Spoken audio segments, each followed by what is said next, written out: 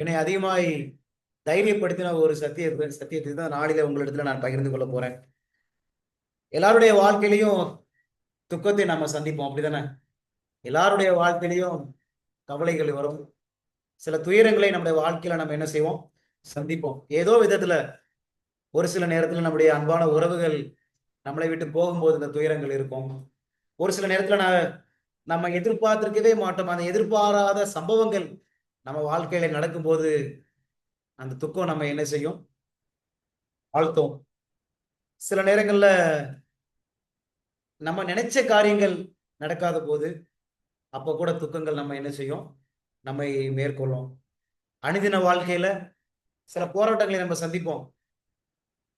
சில நேரங்கள்ல நம்ம தவறே செய்திருக்க மாட்டோம். ஆனா, அநேக பேர் நம்ம என்ன செய்வாங்க? குற்றப்படுத்துவாங்க. சில நேரத்துல நம்ம கூட இருக்கவங்களுக்கு நம்மள பிடிக்கவே பிடிக்காது. அது சில நேரத்துல நமக்கு துக்கத்தை கொண்டு வரும். நம்ம ஒரு சில நபர நேசிப்போம். ஆனா, அவங்க நம்மள நேசிக்க மாட்டாங்க. இப்படிப்பட்ட பல காரியங்கள் நம்ம வாழ்க்கையில துக்கத்தை கொண்டு வரும். ஆனா, இந்த துக்கமான சூழ்நிலைகள்ல நம்ம எப்படி ஆண்டவரோடு கூட இருக்கிறது என்பதை குறித்து தான் இந்த நாளிலே ஒரு சம்பவத்தை எடுத்து நம்ம என்ன செய்ய போறோம்? நம்ம படிக்க போறோம். இன்றைக்கு நம்ம படிக்க போற தலைப்பு வந்து மை ஜீசஸ் மை சாரோ. என் இயேசு என் துக்கம் என்ற தலைப்பின் கீழாக நம்ம என்ன செய்ய போறோம்? படிக்க போறோம். 5 பாயிண்ட்ஸ், 5 முக்கியமான கருத்துக்களை வேதாகமத்திலிருந்து நம்ம என்ன செய்ய போறோம்? நம்ம பார்க்க போறோம். 5 முக்கியமான கருத்துக்கள். லூக்கா புஸ்தகம் லூக்கா புஸ்தகத்துல 24ஆம் அதிகாரத்துல 24ஆம் அதிகாரத்துல 13வது வசனத்திலிருந்து 38வது வசனம் வரைக்கும் நம்ம என்ன செய்ய போறோம்னா தியானிக்க போறோம். லூக்கா 24ஆம் அதிகாரத்துல 13வது வசனத்திலிருந்து 38வது வசனம் வரைக்கும் நம்ம என்ன செய்ய போறோம்னா நம்ம சிறிது நம்ம தியானிக்க போறோம். இந்த வேத வசனத்திலிருந்து ஆண்டவர் நமக்கு நம்மகிட்ட என்ன பேசணும்னு ஆண்டவர் நினைக்கிறாங்களோ அந்த சத்தியத்தை நம்ம என்ன செய்ய போறோம்னா வேத வசனத்திலிருந்து நம்ம புரிஞ்சுக்க போறோம். சில நேரங்கள்ல நம்ம எல்லாருக்குமே கேள்வி வரும். நான் ரொம்ப அழுதுட்டு இருக்கிறேனே, நான் ரொம்ப துக்கமா இருக்கிறேனே, இந்த நேரத்துல என் தேவன் எங்க? Where is God in my pain? என்னுடைய வேதனையான சூழ்நிலையில, என்னுடைய துக்கமான சூழ்நிலையில என்னுடைய காட் எங்க? அப்படின்னு நம்ம கேட்போம். அப்படித்தானே? சில நேரம் யோசிப்போம்ல, உண்மையில அவர் இருக்கிறாரா? எல்லாமே சரியா போகும்போது நமக்கு இந்த கேள்வி வராது. எல்லாம் செழிப்பா நம்ம நினைச்ச மாதிரி எல்லாமே போகும்போது நமக்கு ஆண்டவர் நம்ம கூட தான்ப்பா இருக்கிறாரு அப்படின்னு நமக்கு என்ன செய்யும்? எல்லாருக்குமே தோணும். ஆனா ஒரு சில காரியம் நம்ம நினைச்சிருக்கவே மாட்டோம். டோட்டலி அன்எக்ஸ்பெக்டட், முழுவதும் எதிர்பாராத விதமாக கற்பனை கூட செஞ்சிருக்க மாட்டோம். ஆனா அந்த காரியங்கள்லாம் நடக்கும் பொழுது நமக்கு தெரியாமலேயே நம்ம அறியாமலே சில நேரங்கள் அந்த கேள்விகள்லாம் வரும். உண்மையிலே என் தேவன் ஒருத்தர் இருக்கிறாரா? என் ஆண்டவர் இருக்கிறாரா? நான் இவ்வளவு அழுகிறேனே, இவ்வளவு துக்கப்படுறேனே, அவர் உண்மையிலே இருக்கிறாரா? அவர் எங்க இருக்கிறாரு? என் துக்கமான சூழ்நிலையில வேர் இஸ் காட்? எங்க இருக்கிறாரு என்ற கேள்வி எல்லாம் மனசுக்கு என்ன செய்யும்? நமக்கு வரும். நம்ம அதுதான் இன்னைக்கு இந்த சம்பவத்தை வந்து நம்ம என்ன செய்ய போறோம்? நம்ம படிக்க போறோம். ஒரு 5 பாயிண்ட்ஸ், 5 பாயிண்ட்ஸ் படிக்க போறோம். என் துக்கத்தில் என் இயேசு எங்க இருக்கிறார்? என் துக்கத்துல அவர் என்னதான் செய்றார்? என்னுடைய வேதனையான சூழ்நிலையில அவர் என்ன செய்றார்? என்ட்ட என்ன எதிர்பார்க்கிறார்? என்ட்ட எப்படியெல்லாம் போராடுறாரு? அவர் எல்லாம் செய்றாரு என்பதுதான் நம்ம என்ன செய்ய போறோம்னா, இந்த வசனத்துல நம்ம என்ன செய்ய போறோம்? நம்ம தியானிக்க போறோம். கொஞ்சம் ஜெபம் பண்ணிட்டு இந்த நாளுக்குரிய சத்தியத்தை நம்ம படிப்போம். ஒருவேளை ஜூம்ல கலந்து கொண்டிருக்கவங்க, நீங்க பைபிள் எடுத்து வச்சுக்கோங்க. ஒரு நோட்டு வச்சுக்கோங்க, ஒரு பென்னு வச்சுக்கோங்க. ஒவ்வொரு வசனத்தையும் நீங்க தயவு செய்து புரிஞ்சு வச்சுக்கோங்க. நிச்சயமாய் ஆண்டவர் நம்மகிட்ட பேசுவாங்க. இந்த சத்தியத்தை நீங்க திருப்பி படிக்கும் பொழுது உங்களுக்கு பிரயோஜனமா இருக்கும். மற்றவங்களுக்கும் நீங்க என்ன செய்யலாம்? சொல்லிக் கொடுக்கலாம். அதனால தயவு செய்து நீங்க குறித்து வைத்துக் கொள்ளுமாறு நான் கேட்டுக்கொள்றேன். வெறும் வசனம் மாத்திரம் குறித்து வைத்துக் கொள்ளாதுங்க. அந்த வசனத்தினுடைய பக்கத்துல அந்த வசனத்துல என்ன கருத்துக்கள் ஆண்டவர் வெளிப்படுத்துறாங்களோ அந்த கருத்தையும் நீங்கள் குறித்து வைத்துக் கொள்ளுமாறு நான் தாழ்மையோடு கேட்டுக்கொள்றேன். ஜெபிப்போம். எங்கள் அன்புள்ள தகப்பனே, இந்த நேரத்துல அப்பா, நாங்க எல்லாரும் உங்ககிட்ட வந்திருக்கிறோம்ப்பா. நீங்க எங்களை அழைச்சிட்டு வந்திருக்கிறீங்க ஆண்டவரே. நாங்களெல்லாம் வரல. என் பிதா ஒருவனை இழுத்துக் கொள்ளாவிட்டால் அவனிடத்தில் வரமாட்டான் என்று சொல்லி நாங்க வாசிக்கிறோம். ஆண்டவரே, நீங்க கொடுத்த விருப்பம், நீங்க கொடுத்த ஆசை, நீங்க கொடுத்த ஒரு தைரியத்தினால மாத்திரம்தான்ப்பா உங்ககிட்ட வந்திருக்கிறோம். ஆண்டவரே, வருத்தப்பட்டு பாரம் சுமக்கிறவர்களே, நீங்கள் எல்லோரும் என்னிடத்தில் வாங்க என்று சொல்லி நீங்க சொன்னனாலதான்ப்பா உங்ககிட்ட நாங்க வந்திருக்கிறோம். எங்ககிட்ட ஒண்ணுமே இல்லப்பா. உங்க மிகுந்த இரக்கத்தினால, கிருபையினால எங்களை அழைச்சிருக்கிறீங்க. இந்த நாள்ல எங்களுடைய ஒவ்வொரு இருதயங்களையும், ஒவ்வொரு யோசனைகளையும் நீங்க அறிஞ்சிருக்கிறீங்க. அப்பா, நீங்க எங்களோட பேசுங்கப்பா. நாங்க என்ன படிக்கணும்னு நீங்க விரும்புறீங்களோ அதை சரியாய் நாங்கள் உம்முடைய பரிசுத்த ஆவின் உதவியால புரிந்து கொள்ள உதவி செய்யுங்க. நாங்க எல்லோரும் குப்பைகள் தான், ஞானமற்றவர்கள் தான் ஆண்டவரே, மந்த இருதயம் உள்ளவர்கள் அப்பா. உங்க கிருபையினால் இந்த சத்தியத்தை அறிந்து கொள்ள கர்த்தராகிய தேவன் எங்களுக்கு உதவி செய்ய வேண்டுமாய் இயேசுவின் வழியாய் நாங்கள் ஜெபிக்கிறோம். எங்கள் ஜீவ நல்ல தகப்பனே, ஆமென். என் இயேசு என் துக்கம், மை ஜீசஸ் மை சாரோ. லூக்கா 24ஆம் அதிகாரத்துல 13வது வசனத்தை நீங்க படிங்க. 13வது வசனத்தை படிங்க. அன்றைய தினமே அவர்கள் 2 பேர் எருசலேமுக்கு 7 அல்லது 8 மைல் தூரமான எம்மாவு என்னும் கிராமத்துக்கு போனார்கள். சரிங்களா? இன்றைய தினமே அந்த வசனம் சொல்லுது, அன்றைய தினமே அப்படின்னு சொல்லுது. அன்னைக்கே, என்னைக்கே, அன்னைக்கேன்னு சொல்லுது. அப்படின்னா என்னைக்கே? சரி, கொஞ்சம் நம்ம லூக்கா 24ஆம் அதிகாரத்துல முதல் வசனத்தை படிக்கலாம். என்னைக்கு அப்படின்னு படிக்கலாம். முதல் வசனத்துல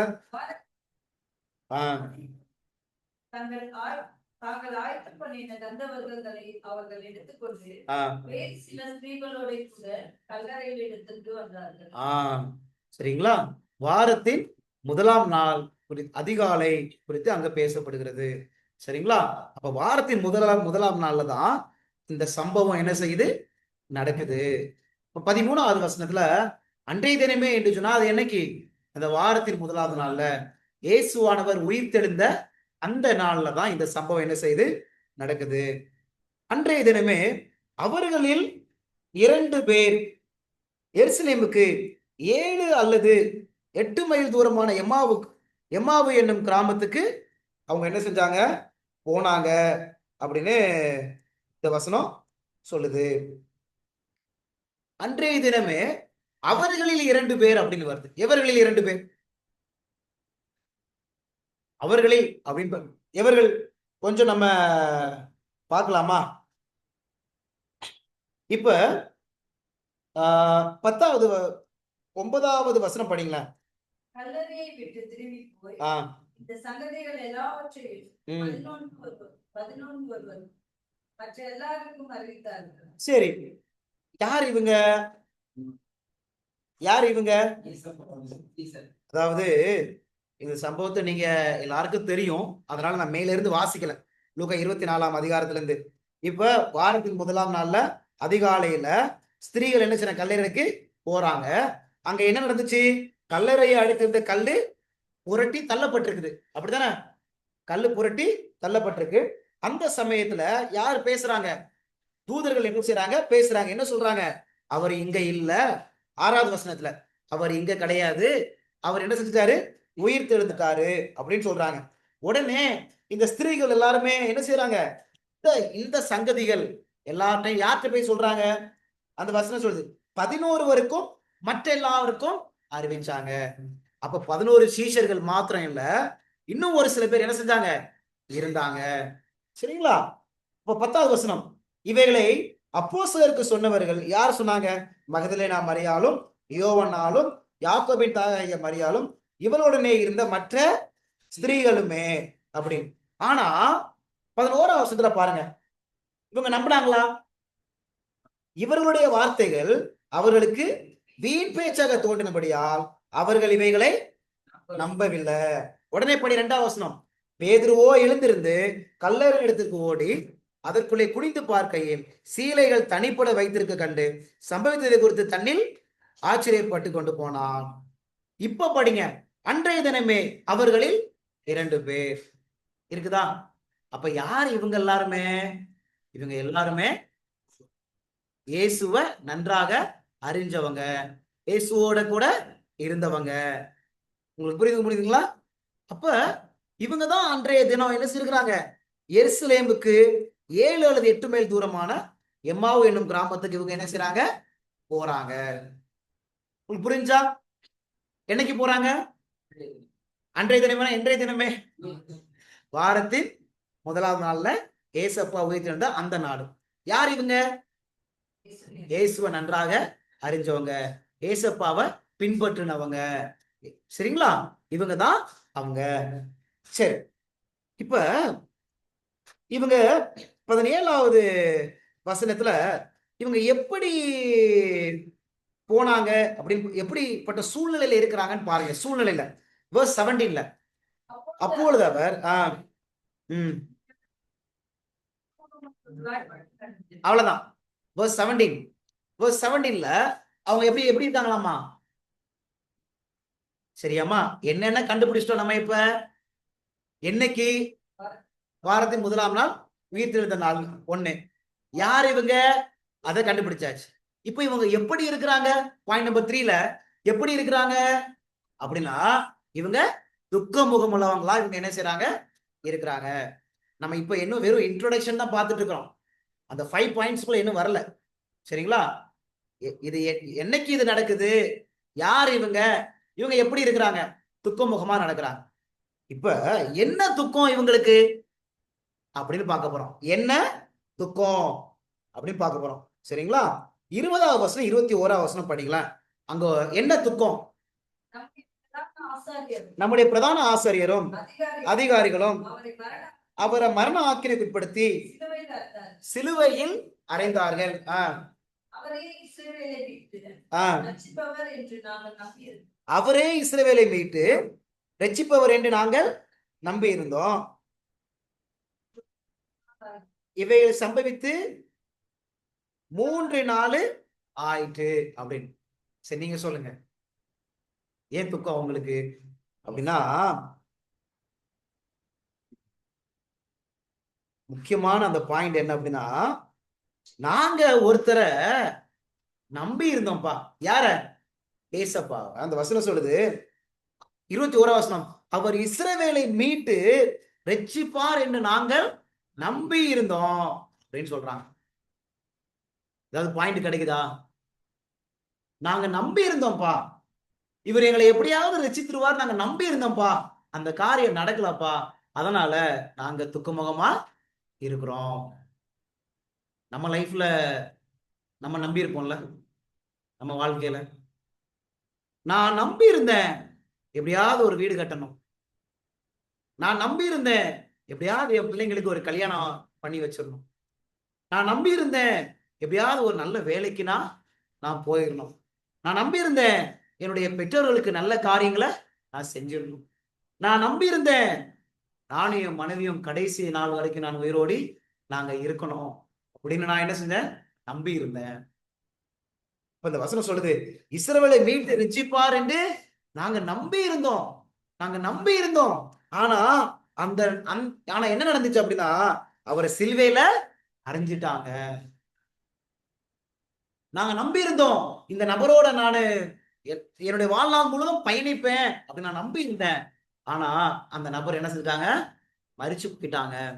நான் நம்பி இருந்தேன் எனக்கு கொடுக்கப்பட்ட குழந்தைங்க என்னோட கூட தான் இருப்பாங்க, நான் நம்பி இருந்தேன். ஆனா என்னுடைய குழந்தைங்க என்ன செஞ்சுட்டாங்க? இறந்து போயிட்டாங்க. நான் நம்பி இருந்தேன் எப்படியாவது எனக்கு மீட்பு கிடைச்சிரும், எப்படியாவது என்னுடைய கடன் பிரச்சனை ஒரு விடுதலை எனக்கு கிடைச்சிரும், எங்களுக்கு திருமணம் நடந்துரும், எங்களுக்கு ஒரு குழந்தை கிடைச்சிரும், இப்படி எல்லாம் நான் நம்பி இருந்தேன், எப்படி எனக்கு ஒரு மீட்பு கிடைச்சிரும் அப்படின்னு நம்பி இருந்தேன். ஆனா நான் நினைச்ச காரியம் என்ன செய்யல? நடக்கல. அதனால இவங்க எப்படி போனாங்களாம்? துக்க முகமா அவங்க காணப்பட்டாங்களாம். நம்ம லைஃப்பை கொஞ்சம் யோசிச்சு பார்ப்போம். நம்ம ஏதாவது ஒரு காரியத்தை ரொம்ப நம்பி இருந்தோமா? அந்த நம்பி இருந்த காரியம் நமக்கு நடக்கலையா? ஒருவேளை இந்த வேலை நிமித்தமா ஒரு பிசினஸ் பண்ணா இது நல்ல எனக்கு வருமானம் கிடைக்கும் அப்படின்னு நான் நம்பி இருக்கிறேனா? ஆனா அது நடக்காம இருக்குது. நான் நம்பி இருந்தேன் அப்படியாவது எனக்கு ஒரு மீட்பு கிடைச்சிடாதா அப்படின்னு நான் நம்பி இருந்தேன். ஆனா நம்பின காரியம் அது என்ன செய்யல? நடக்கல. அதனால ரொம்ப மனதுக்கத்தோடி அவங்க இப்ப என்ன செய்யறாங்கன்னா நடந்து போறாங்க. இன்னைக்கு நம்ம சூழ்நிலை எப்படி இருக்குது? நம்மளும் இந்த எம்மாவுக்கு போன இவங்களை போல நம்ம வாழ்க்கை இன்னைக்கு காணப்படுதா? நம்ம நம்பி இருந்த ஏதோ ஒரு காரியம் நம்மளை விட்டு போயிருச்சா? நம்ம நம்பி இருந்த காரியம் இன்னைக்கு நடக்காமல் காணப்படுதா? இந்த சூழ்நிலையில என் தேவன் எங்க? இந்த சூழ்நிலையில என் தேவன் என்னிடத்துல என்ன எப்படியெல்லாம் செயல்படுவார்? இந்த சூழ்நிலையில நான் நம்பியிருந்த காரியம் நடக்காத சமயத்துல என் ஏசப்பா எங்க? அதுதான் நம்ம இந்த நாளில நம்ம பார்க்க போறோம். உங்களுக்கு புரிஞ்சு முடிஞ்சா? என்றைய தினம் அன்றைய தினமே. அன்றைய தினம்னா என்றைய தினம் வாரத்தின் முதலாவது நாள். யார் இவங்க? இயேசுவை நன்றாக அறிஞ்சவங்க, இயேசுவை பின்பற்றினவங்க. சரிங்களா? இஸ்ரவேலை மீட்டு வச்சுப்பார் அப்படின்னு நினைச்சவங்க. மூணாவது பாயிண்ட், அவங்க அவங்க எப்படி நடந்து போனாங்கன்னு வசனம் சொல்லுது? துக்கமுகமா போனாங்க. நாலாவது பாயிண்ட், ஏன் துக்கம்? அவங்களுக்கு அவங்க நம்பி இருந்தாங்க, எப்படியாவது இவர் இஸ்ரவேலை மீட்டுருவாரு அப்படின்னு நம்பி இருந்தாங்க. ஆனா என்ன செய்ய முடியல. ஆனா அவர் இறந்து போயிட்டாரு, சிலுவையில அவர் அரைஞ்சிட்டாங்கப்பா, அதனால நாங்க ரொம்ப துக்கமுகமா இருக்கிறோம்ப்பா அப்படின்னு சொல்றாங்க. இப்படிப்பட்ட சூழ்நிலையில தான் இந்த இரண்டு தேவனுடைய பிள்ளைங்க அவங்க என்ன செய்யறாங்க? அவங்க நடந்து போறாங்க. இந்த சமயத்துல என்ன நடக்குது? பாயிண்ட் நம்பர் ஒன், இந்த சமயத்துல என்ன நடக்குது அப்படின்னு நம்ம பார்க்க போறோம். verse 14 and 15, 14வது வசனத்திலையும் 15வது வசனத்திலையும் நம்ம படிக்கலாம். 14, 15.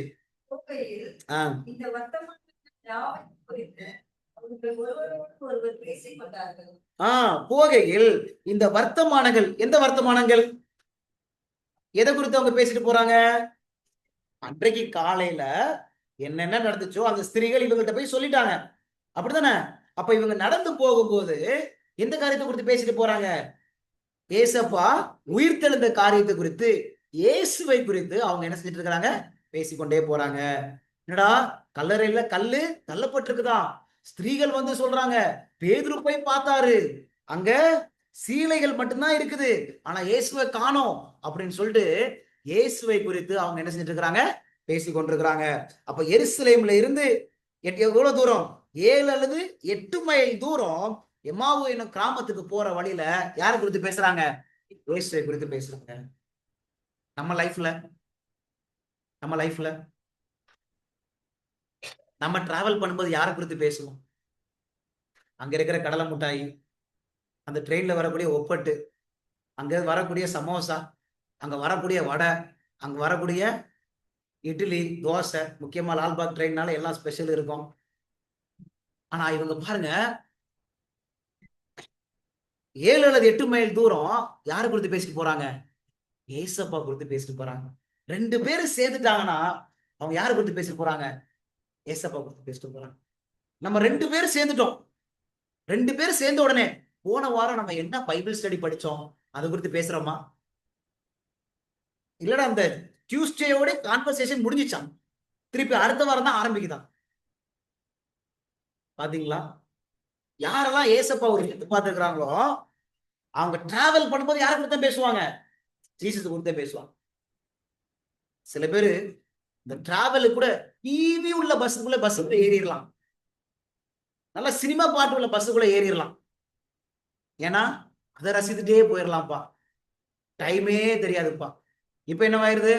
இப்ப மொபைல், இப்ப டிவியில பஸ் எல்லாம் கேன்சல் ஆயிருச்சு, எல்லாம் பஸ் எல்லாம் மொபைல் ஆகி போச்சு. ஆனா பாருங்க, இவங்க 2 பேரோட ஆசை என்னதான்? ஏசப்பா பத்தியே பேசிட்டு போலாம் சொல்லிட்டு அவங்க பேசிட்டு போறாங்க. இப்ப பாருங்க, சூப்பரா இருக்கும். அப்ப ஏசப்பா பத்தி பேசுறாங்க, டிராவல் பண்ணும்போது பேசுறாங்க. 15வது வசனத்துல என்ன பாடம்? அதுல இருந்து நம்ம என்ன செய்யணும்? என்ன லெசன்? 2 பேரு சேரணும். என்ன பத்தி பேசணும்? ஒரு வீட்டுல கணவன் மனைவி தான் இருக்கிறாங்க, குழந்தைங்க இல்ல. எதை பத்தி பேசணும்? ஏசப்பா பத்தி பேசணும். திடீர்னு காய்கறி கடைக்கு போறோம், அங்க நம்ம ஒருத்தங்களை சந்திக்கிறோம், யாரை குறித்து பேசுறோம்? ஏசப்பா குறித்து பேசுறோமா? சிந்திச்சு பார்ப்போம். இப்ப 15வது வசனத்துல இப்படி அவர்கள் பேசி சம்பாஷித்து கொண்டிருக்கிறார்கள். அந்த வசனம் பாருங்க, வெறும் பேசலையா, சம்பாஷித்து கொண்டு இருக்கிறாங்க. அப்படித்தானே? சம்பாஷித்துனா எப்படி சரிங்களா? இவங்க அவங்கள்ட்ட பேசுறதும் அவங்க இவங்கள்ட்ட பேசுறதும் அந்த கான்வர்சேஷன்ல அப்படியே மூழ்கி இருக்கிறாங்க. அவங்க அந்த பேச்சுல அப்படியே மூழ்கி இருக்கிறாங்க. ஏதோ அப்படியே ஊருகா தொடுற மாதிரி தொட்டிட்டு போல, அதுல அந்த அளவுக்கு இன்வால்வ்டா ஈடுபட்டு அவங்க என்ன செய்யறாங்க? காணப்படுறாங்க. நம்ம அந்த அளவுக்கு இன்வால்வா பேசுறோமா ஏசப்பா பத்தி? சரி பாருங்களேன், இப்படி அவர்கள் பேசி சம்பாஷித்துக் கொண்டிருக்கையில் இயேசுதாமே சேர்ந்து அவர்களுடனே நடந்து போனார். That's point number 1. Point number 1 என்னது? இவங்க எப்படி போறாங்க? எப்படிப்பட்டவங்களா இருந்தாங்க? 17 வசனம் படிச்சோம். அப்பொழுது அவர்களை நோக்கி நீங்கள் துக்க முகமுள்ளவர்களாய் நடந்து. அப்ப இவங்க எப்படி நடந்து போறாங்க? துக்க முகமா இருக்கிறாங்க. துக்க முகத்திலையும் யாரை குறித்து பேசுறாங்க? ஏசப்பா குறித்து தான் பேசுறாங்க. வெறும் பேசல, அவங்க சம்பாஷித்து கொண்டு இருக்கிறாங்க. அதுக்கப்புறம் அவங்க நினைச்ச காரியம், நம்பின காரியம் நடக்கல. ஆனாலும் யாரை குறித்து தான் பேசுறாங்க? ஏசப்பா குறித்து தான் பேசுறாங்க. இப்ப யார் அவங்க கூட சேர்ந்து போயிட்டா? பாயிண்ட் நம்பர் 1, ஏசப்பா அவங்களோட கூட நடந்து போனார். சில நேரத்துல நம்ம வாழ்க்கையில யோசிக்கிறோம்ல, நான் நினைச்ச காரியம் நடக்கலையே, நான் நம்பின காரியம் நடக்கலையே, நான் மீட்கப்பட்டுருவேன், ஆனா அந்த காரியம் நடக்கலையே. அப்படி அந்த சூழ்நிலையில நமக்கு நிச்சயமா துக்கம் இருக்கும், நிச்சயமா வேதனை இருக்கும், நிச்சயமா அழுக இருக்கும். இந்த சூழ்நிலையில எங்கடா என் தகப்பன், எங்கப்பா எனக்காக உயிரே கொடுத்த ஏசப்பா எங்கப்பா அப்படின்னு நம்ம ஒரு கேள்வியை கேட்டோம் அப்படின்னா, ஆண்டவர் சொல்றாரு, நான் எங்க இருக்கிறேன்? நானு கூட தான்ப்பா இருக்கிறேன். உன் கூட தான் இருக்கிறேன். என் துக்கத்துல, இவங்க துக்கமுகமா நடந்து போறாங்க, என் துக்கத்துல என் ஏசப்பா எங்கப்பா அப்படின்னு அவர் எங்கதான் இருக்கிறாரு? அவர் அங்கதான் இருக்கிறாரு. ஆனா என்ன ஆச்சு அப்படின்னா 16ஆம் வசனத்துல, verse 16ல, ஆனாலும் அவரை அறியாதபடிக்கு அவருடைய கண்கள் மறைக்கப்பட்டு இருந்தது. பாத்தீங்களா? சில நேரத்துல நமக்கு நம்ம வாழ்க்கையில நம்ம சந்திக்கிற அந்த துக்கம், அந்த போராட்டம், அந்த கவலை, அந்த வேதனை, அந்த வருத்தங்கள் அப்படியே நம்மளை மூழ்கி, நம்ம அதுல அப்படியே மூழ்கிறதுனால, அதுல அந்த துக்கத்தினால சில நேரங்கள் ஏசப்பா நம்மளால என்ன செய்ய முடியல? அவருடைய பிரசன்னத்தை நம்மளால உணர முடியல. ஏன்னா அந்த துக்கம் அந்த அளவுக்கு நம்மள தண்ணிக்குள்ள அமுத்துற மாதிரி நம்மள அமுக்கிடுது. அந்த துக்கத்துல அப்படியே நம்மள நசுக்கிறதுனால உண்மையிலே சில நேரங்களில் இயேசுவின் பிரசன்னத்தை நம்மளால அறிய முடியும். ஆனா உண்மையிலேயே நான் அறிய முடியாததுனால ஏசப்பா என் கூட இல்லை என்பது அர்த்தம் கிடையாது. ஏசப்பா எங்கதான் இருக்காரு? நம்ம கூட தான் இருக்காரு. நம்ம கூட தான். சில நேரத்துல கேட்போம்ல, நான் எனக்கு வலிக்குது, எனக்கு துக்கமா இருக்கிறேன், எங்கப்பா ஏசப்பா?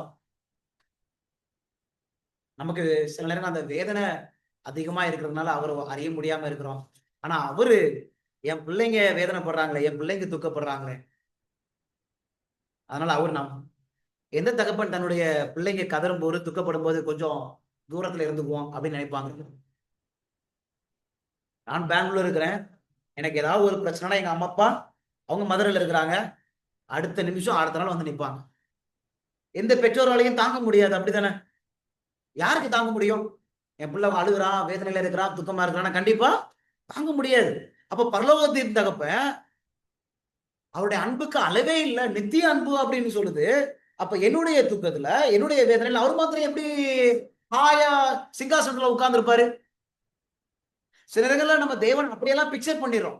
என் துக்கம் அவருக்கு புரிய மாட்டுது, வேதனை அவருக்கு புரிய மாட்டுது, அவர் ஹாயா அங்க ஓய்ந்திருப்பாரு அப்படின்னு. ஆனா வசனம் சொல்லுது, என்ன சொல்லுது வசனம்? அவங்க துக்கமா இருக்கிற சமயத்துல அவர் அவரோட கூட வந்து போனாரு. அவங்களும் இந்த வசனம் பாருங்க, நடந்து போனார் அப்படின்னு வருது.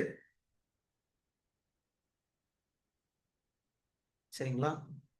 அப்ப பாயிண்ட் நம்பர் 1, முத காரியம் ஞாபகத்துல வச்சுக்கோங்க. என் துக்கமான சமயத்துல, நான் நம்பின காரியம் நடக்காத சமயத்துல, நான் மீட்கப்பட்டுருவேன் ஆனா நான் மீட்கப்படலையே, அந்த சமயத்துல வேர் இஸ் காட்? காட் எங்க இருக்காரு? என் கூட தான். சரிங்களா? அதை நீங்க மனதில் வைத்துக் கொள்ளும்படி நான் கேட்டுக்கொள்றேன். First point. சரிங்களா? ஆனா கண்டிஷன் என்ன? என்ன கண்டிஷன்? நான் துக்கமான சமயத்துல ஏசப்பா குறித்து பேசுவதற்கு நான் பழகணும். சில நேரத்துல என்ன ஆயிருதுன்னா, நம்ம துக்கமான சமயத்துல அந்த துக்கமான சம்பவத்தை பேசிடுறோம். அதனாலதான் அந்த அந்த சம்பவம், அந்த காரியம் நம்மளை அமுக்கி போட்டுரும். ஆனா அந்த துக்கமான சமயத்திலையும் என் தேவன் எவ்வளவு மேன்மையானவர், என்னுடைய கடந்த கால வாழ்க்கையில அவர் எனக்கு எவ்வளவு நன்மை செஞ்சிருக்கிறார் என்று சொல்லி அதை பேசும் பொழுது தேவனுடைய பிரசனம் நம்மோட கூட கண்டிப்பாக இருக்கும். சரிங்களா? So instead of talking about the sorrows, we have to talk about Jesus. நம்முடைய துக்கத்தை பேசுறதுக்கு பதிலாக இயேசுவை குறித்து நான் என்ன செய்யணும்? பேசணும். இயேசுவின் உயிர்த்தெழுதலை குறித்து நான் பேசணும். அவங்க அது தானே பேசினாங்க, அப்படிதானே? அவர் மரிச்சு அவரை கல்லறைக்குள்ள வச்சுட்டாங்க, அந்த கல்லு தள்ளப்பட்டுருச்சு. அது போல நம்ம வாழ்க்கையில துன்பத்துல நம்ம என்ன செஞ்சிருப்போம்? அடைக்கப்பட்டிருப்போம். ஆனா எப்படி இயேசுவானவர் அதுல இருந்து வெளியில வந்தாங்களோ, என் துக்கத்திலையும் அவர் என்னை வெளியில கொண்டு வர முடியும் அப்படின்னு அந்த விசுவாசம் வந்துச்சு அப்படின்னா நான் அவரை குறித்தே நான் பேசுவேன். சரிங்களா? சோ அது point number 1. Second point, point number 2. Point number 2 பாத்துடலாம். 17ஆம் வசனம் படிங்க. verse 17. verse 17.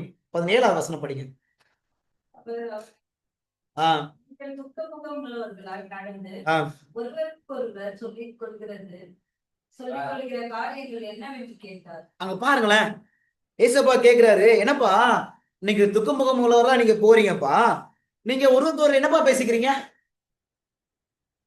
என்னுடைய கேள்வி, அவருக்கு தெரியாதா இவங்க என்ன பேசுறாங்கன்னு? அவருக்கு தெரியாதா? தெரியாதா? ஆனா இப்ப பாருங்க, அவர் கேக்குறாரு என்னப்பா பேசுறீங்க அப்படின்னு கேக்குறாரு. அப்படின்னா என்ன ஸ்டிமுலேட் பண்றாரு ஏசப்பா? அவருக்கு தெரியும் இந்த துக்கமுகங்களா இருக்கிறாங்க, என்ன சம்பாதிக்கிறாங்க, பேச எல்லாம் அவருக்கு தெரியும். ஆனா ஏசப்பா என்ன ஸ்டிமுலேட் பண்றாரு? இந்த துக்கமான சமயத்துல என்ன ஸ்டிமுலேட் பண்றாரு? அவங்கள்ட்ட என்ன எதிர்பார்க்கிறாரு? இப்ப படிங்க, 18ல இருந்து படிங்க. ஒருவன் ஆகிய கிளியோப்பா என்பவர் பிரதித்திரமாக, இந்நாட்களில் எருசலேமில் நடந்தவைகளை அறியாதபடிக்கு நீ கன்னியராக இருக்கிறோ. 24 வசனம் வரைக்கும் படிங்க, தொடர்ந்து படிங்க. சரி, இப்ப அங்க கிளியோப்பான்னு ஒருத்தர் சொல்றாரு. என்ன சொல்றாரு? என்னப்பா எருசலேமில் நடந்தவைகளை அறியாதபடிக்கு நீ கன்னியரா இருக்கிறீரோ. இவருக்கு தெரியாது. மெயின் ஹீரோவே யார் தான்? ஏசப்பா தான். அவரை பத்தி தான் அவங்க பேசிட்டு போறாங்க. அவருக்கு தெரியாதா? அவருக்கு தெரியும். ஆனாலும் 19 வசனம் பாருங்க, எவைகள்ப்பா அப்படின்னு கேக்குறாரு. கேக்குறாரு இல்லையா? சரி, தொடர்ந்து படிங்க.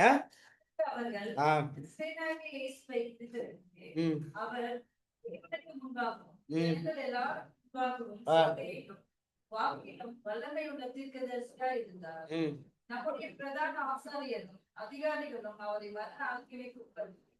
சிலுவையில் அறைந்தார்கள்.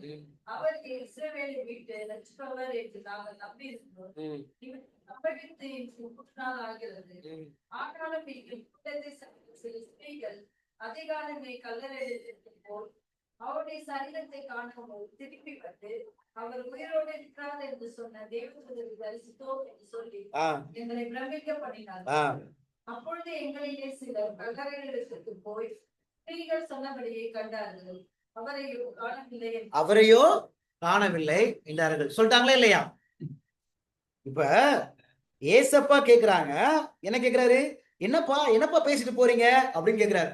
உடனே அவங்க சொல்றாங்க, எருசலேமில் நடந்தது உங்களுக்கு தெரியாதா அப்படி. திருப்பியும் 19ஆம் வசனத்துல எவைகள் அப்படின்னு கேக்குறாரு. திருப்பியும் எத்தனை வசனம் பாருங்க, 1 2 3 4 5 6 வசனம் அப்ப சொல்றாங்க. இதுக்கு பேர் என்ன?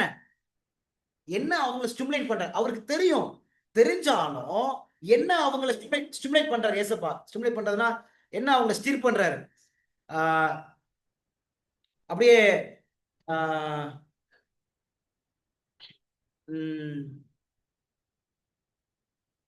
அப்படியே இந்த குத்துவோன்னு சொல்லுவோம்ல, அவங்களை குத்தி என்ன எதிர்பார்க்கிறார் அவங்ககிட்ட இருந்து? என்ன தூண்டி விடுறாரு? அதான் அந்த வார்த்தை தான் யோசிச்சுட்டு இருந்தேன். Thank you pastor. என்ன தூண்டி விடுறாரு? அவங்ககிட்ட என்ன இருக்கோ ஹார்ட்ல எல்லாத்தையும் கொட்டிரு. அவருக்கு தெரியும். ஆனா என்ன ஸ்டிமுலேட் பண்ணி விடுறாரு? என்னப்பா என்னப்பா பேசிட்டு போறீங்க அப்படின்னு கேட்ட உடனே, உமக்கு தெரியாதா என்ன நீர் அந்நியரா இருக்கிறீரா அப்படின்னு சொல்லிட்டு, சரி எவைகள் அப்படின்னு கேட்டோம். 6 பாயிண்ட் சொல்றான், 6 வசனம் சொல்றாங்க. அப்படியே கிரைஸ்ட் அவங்க கூட கேட்கிறாரு. சோ பாயிண்ட் நம்பர் 2 என்ன? ஏசப்பா என்ன செய்யறாரு? Where is God? என்ன செய்யறாரு? அவங்கள உள்ளத்துல என்ன இருக்கோ அதை அப்படியே கொட்டுறதுக்கு அவர் தூண்டி விடுறார். String their heart to open their hearts. அப்படின்னா என்ன அர்த்தம்? இதயத்தை கொட்ட வைக்கிறார். அப்ப அதுக்கு பேர் தான் என்னது? ஜெபம். நம்மளால துக்கமா இருக்கும் போது என்ன செய்ய முடியாது? ஜெபிக்க முடியாது. அப்படித்தானே? வசனம் என்ன சொல்லுது? யாக்கோபு புஸ்தகத்துல யாக்கோபு புஸ்தகத்துல 5ஆம் அதிகாரத்துல 13ஆம் வசனம். யாக்கோபு 5ஆம் அதிகாரம் 13ஆம் வசனம். James chapter 5 verse 13. James chapter 5 verse 13ல பாருங்க. உங்களில் ஒருவன் துன்பப்பட்டால், எல்லாரும் எடுத்துட்டீங்களா? யாக்கோபு 5:13 உங்களில் ஒருவன் துன்பப்பட்டால் என்ன என்ன பண்ண கடவன்? ஜெபம் பண்ண கடவன் அப்படின்னு காட் சொல்றாங்க. ஆனா யோசிச்சு பாருங்க, நம்மளால ஒரு துன்பமான ஒரு சூழ்நிலை இருக்கும் போதுனால ஜெபிக்க முடியுதா? நம்ம என்னதான் செய்ய முடியுது? அந்த துக்கத்தை குறித்தும், அந்த துன்பத்தை குறித்தும், அந்த சவால்களை குறித்தும் அதுதான் நம்மள யோசிக்க முடியுது. ஐயோ, நான் நம்பியிருந்த காரியம் எப்படி ஆயிடுச்சு, நான் கற்பனை கூட செஞ்சு பார்க்கலையே, அந்த காரியம் எப்படி ஆயிடுச்சு, இது நடக்கும்னு நினைக்கவே இல்லையா, ஆனா அந்த காரியம் எப்படி நடந்துருச்சு, நான் எப்படியாவது மீட்கப்படுவோம் தான் நினைச்சேன், ஆனா இப்படிலாம் நடந்துருச்சு. அந்த சமயத்தை நம்மளால ஜெயிக்க முடியாது. அதனாலதான் ஏசப்பா என்ன செய்வார்னா, அந்த துக்க முகத்தோடு இருக்கிற சமயத்துல, துன்பத்துல நம்மளை ஜெபிப்பதற்கு அவர் என்ன செய்வாரு? தூண்டி விடுவார். நம்ம வா வா, தெரியும் நீ என்ன அண்டர்கோ பண்றன்னு எனக்கு தெரியும், உன்கிட்ட என்ன பிரச்சனை இருக்குதுன்னு எனக்கு தெரியும், ஆனாலும் உன் ஹார்ட்ல இருக்கிறது என்கிட்ட கொட்டிடு, உன்னுடைய கவலையெல்லாம் அவர் மேல் வைத்து விடுங்கள் அப்படின்னு படிக்கிறோம்ல. Cast your burden and him. அப்ப அதை நீ கொட்டிரு அப்படின்னு சொல்லி ஜெபிப்பதற்கு ஆண்டவர் என்ன செய்யறாரு? தூண்டுறாரு. ஏன்? நம்ம கொட்டிட்டோம் அப்படின்னா நம்ம மனசுல ஒரு பெரிய பெரிய பாரம் குறைஞ்சிரும். ஆண்டவர் சொல்றாரு, வருத்தப்பட்டு பாரம் சுமக்கிறவர்களே நீங்கள் எல்லாரும் என்னிடத்தில் வாருங்கள், நான் உங்களுக்கு இளைப்பாறுதல் தருவேன். உன்கிட்ட பாரம் இருக்கா? அந்த பாரத்தை என்கிட்ட கொடுத்துரு, நான் உனக்கு என்ன கொடுப்பேன்? இளைப்பாறுதலை கொடுப்பேன். ஆனா நீங்க யோசிச்சு பாருங்க, நம்ம லைஃப்ல துக்கமான சமயத்துல என்ன செய்வோம்? போய் அப்படியே பெட்ல போய் படுத்து கிடப்போம். அதுல பெட்ல படுத்துட்டு அப்படி யோசிச்சுட்டே இருப்போம், கண்ணுல இருந்து அப்படியே கண்ணீர் வந்துட்டே இருக்கும். ஒண்ணுனா நம்ம யோசிச்சுட்டே இருப்போம், வருத்தத்துல இருப்போம், நம்மளால ஜெபிக்கிறதுக்கு மனசு வரவே வராது. ஒரு சில பேர் துக்கத்தை கொஞ்சம் ஜெயிக்கிறதுக்கு அந்த சமயத்துல ஒரு சினிமா படம் பார்த்தா சரியாயிரும், ஒரு காமெடி பார்த்தா சரியாயிரும் அப்படின்னு சொல்லி அப்படியே காலையில இருந்து நைட் வரைக்கும் அதே பார்த்துட்டு இருப்பாங்க. Different ways people try to handle sorrow. இப்படிதானே நான் ஏசப்பா சொல்லி கொடுக்குற வழி, ஒருவன் துக்கத்தை ஜெயிக்கணுமா, ஜெபிக்க முடியாத சமயத்துல ஜெபிப்பதற்கு இயேசுவானவர் நமக்கு என்ன செய்வாரு? கற்றுக் கொடுப்பாரு. புரிஞ்சுக்க முடியுதுங்களா? நம்மளால ஜெபிக்க முடியாது. ஏசப்பா அந்த கெத்செமனில இருக்கும்போது அவரால ஜெபிக்க முடியல, ரொம்ப பலவீனமா ஏசப்பா காணப்பட்டாங்க. அந்த சமயத்துல என்ன நடக்குது? லூக்கா 22ஆம் அதிகாரம் 43 44 வசனம். லூக்கா 22ஆம் அதிகாரம் 43 44 படிச்சு பாருங்களேன். அப்பொழுது வானத்திலிருந்து ஒரு தூதன் தோன்றி அவரை பலப்படுத்தினான். அவர் மிகவும் வியாகுலப்பட்டு அதிக ஊக்கத்தினை ஜெபம் பண்ணினார். அவருடைய வேர்வை இரத்தத்தின் பெருந்துளியாய் தரையிலே விழுந்தது. பாத்தீங்களா? வானத்திலிருந்து ஒரு தூதன் தோன்றாரு. எதுக்கு தூதன் தோன்றாரு? அவன் இயேசுவானவரு அவரு சிலுவையெல்லாம் நீர் ஒண்ணு சுமக்காண்டா, நீர் பரலோகத்துக்கு வாங்கன்னு சொல்லி துன்பத்தை எடுத்து போடுவதற்காக அந்த தூதனை ஆண்டவர் அனுப்பல. எதுக்கு ஆண்டவர் அனுப்புனாரா? அந்த வசனம் சொல்லுது, அவன் அந்த வசனம் அவரை பலப்படுத்தினான். எதுக்கு பலப்படுத்தினானா? 44ஆம் வசனம். அவர் இப்ப அவர் மிகவும் வியாகுலப்பட்டு, அப்ப எப்ப பலப்படுத்துறாரு? இயேசுவானவர் வியாகுலத்துல இருக்கிறார். வியாகுலத்துல இருக்கிற சமயத்துல தூதன் வராரு. தூதன் வந்து பலப்படுத்துறாரு. இந்த பலப்படுத்துறவன இயேசப்பா என்ன செய்யறாராம்? அதிக ஊக்கத்தோட ஜெபம் பண்ணினார். பாத்தீங்களா? அப்ப ரொம்ப வியாகுலமான சமயத்துல நம்மளால ஜெபிக்க முடியாது. நமக்கு ஒரு தூதன் அவசியம். ஏசப்பாவே அவ்வளவு பரிசுத்தமானவரே அந்த கெத்செமனில வியாகுலத்துல இருக்கும்போது என் ஆத்துமா, ஏசப்பா ஒரு வசனம் சொல்லுவார்ல, மரணத்துக்கு ஏதுவான துக்கம் கொண்டு இருக்கிறது அப்படின்னு ஏசப்பா சொல்லுவாங்கல்ல. என் ஆத்துமா my soul is exceedingly sorrow அப்படின்னு சொல்லுவார். என் ஆத்துமா மரணத்துக்கு ஏதுவான, அப்ப அப்படிப்பட்ட மரணத்துக்கு ஏதுவான துக்கத்துல இருக்கும்போது, வியாகுலத்துல இருக்கும்போது அவரால அவரே ஜெபிக்கணும் அப்படின்னா யார் வரணும்? பரலோகத்தில் இருக்கிற தூதன் வந்து அவரை தைரியப்படுத்தினாதான் என்ன செய்ய முடியும்? ஜெபிக்க முடியும். அப்ப நம்ம ஜெபிப்பதற்கு ஒரு தூதன் பலப்படுத்தணும் அவசியம் கிடையாதா? இதுதான் ஆண்டவர் அந்த 2 பேருக்கு செஞ்சார். அவங்க 2 பேரும் பேசிட்டு போனாங்க, ஆனா அவங்க 2 பேரும் சேர்ந்து ஆண்டவர்கிட்ட ஜெபம் பண்ணல. அப்படித்தானே? அது அவங்களால முடியாது. ஏன்னா துக்கம் என்ன செஞ்சிடும், அவங்கள அப்படியே அமுக்கிறோம். அப்ப ஏசப்பா அவங்கள தூண்டுறாரு. அப்பா சொல்லுப்பா, உன்கிட்ட என்னதான்ப்பா இருக்குது, எனக்கு தெரியும், ஆனாலும் நான் கேட்க ஆசைப்படுறேன், நீ சொல்லு அப்படின்னு சொல்லி ஆண்டவர் அவங்கள ஜெபிப்பதற்காக என்ன செய்றாரு, தூண்டுறதை நம்ம என்ன செய்ய முடியும், பார்க்க முடியும்.